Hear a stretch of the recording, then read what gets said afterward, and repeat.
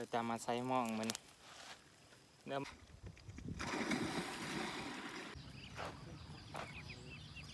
นี่พวก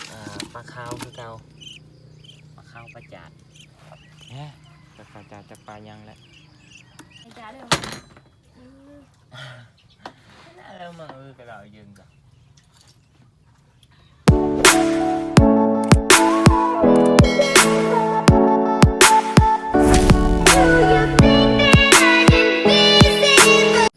ทักทายสบายดีบอกพี่น้องสบายดียามเช้าๆมาเบิ่งผักเลยนี่เด้ส่วนผักเก็บมักพริกเพราะว่าได้หลายเติบอยู่มักพริกขี้หนูก่อนฝนตกเมื่อเช้าเมื่อคืนนี่แหละฝนตกพริกขี้หนูใส่กับแกงป่าถือว่าถือลายอยู่เด้ไปเดี๋ยวพาพี่น้องไปเบิ่งใส่หม้องเพิ่นปลดป่าอยู่พุ่นนะปลดป่าอยู่ตอนนี้ได้หลายเติบนี่พวกปลาขาวคือเก่าปลาขาวปลาจาดเนี่ยปลาจาดจะปลายังแหละ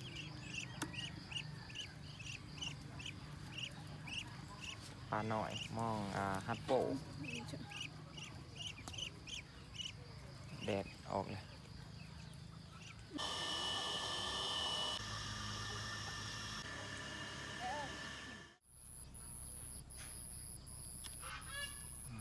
เก็บมาเครือแล้วมาพริกขี้หนู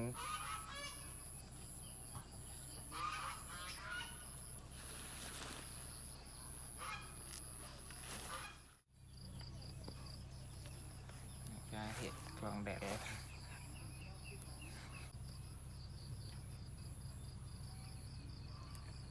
บรรยากาศตอนเสาร์หญ้าอยู่ในลายดิขั้วงัวกินนี่คือสีตุยเลย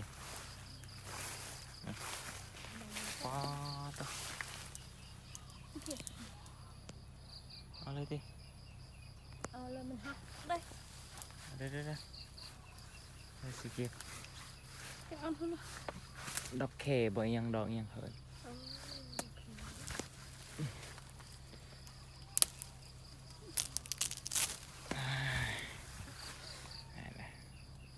ใส่กระป๋าแสบเลยดิ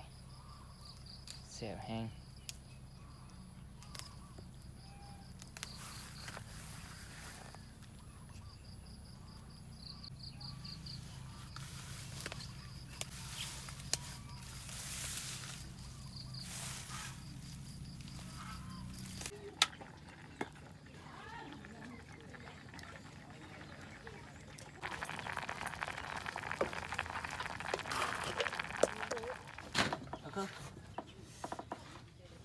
ลูกคนนึงเราหมองเขาจะแบบสัก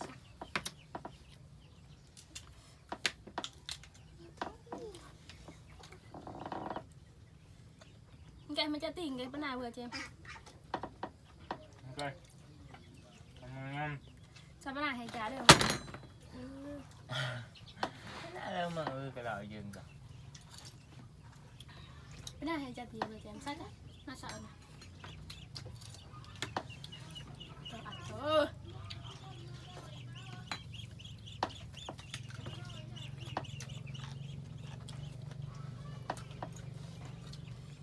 ใจสัจจาลองอายนะ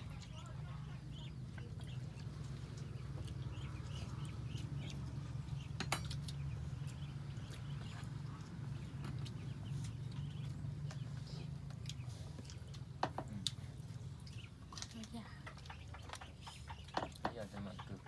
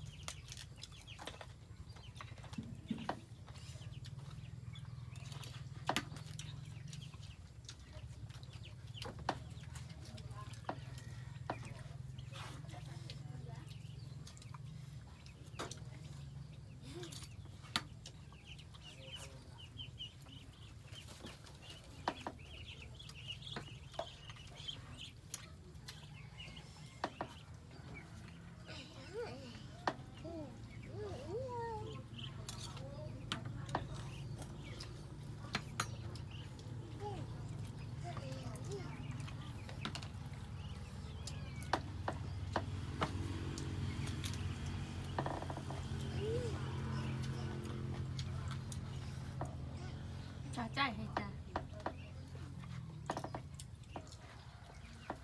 เจาะเขาต้องเจาะเอาไปลูก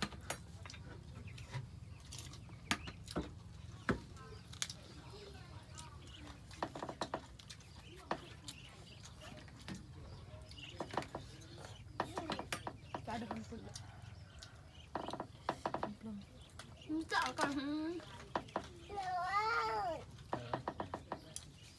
ไม่เป็นไรดอกพันนึง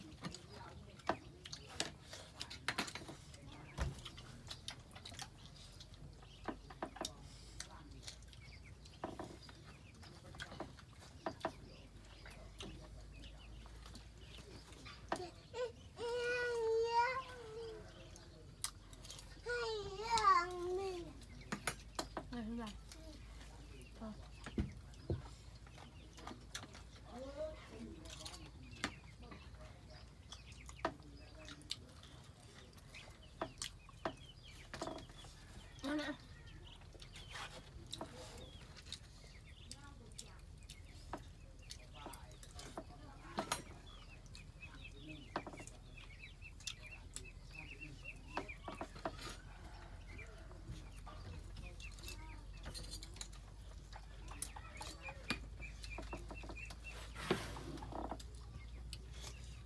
นั่นแหละ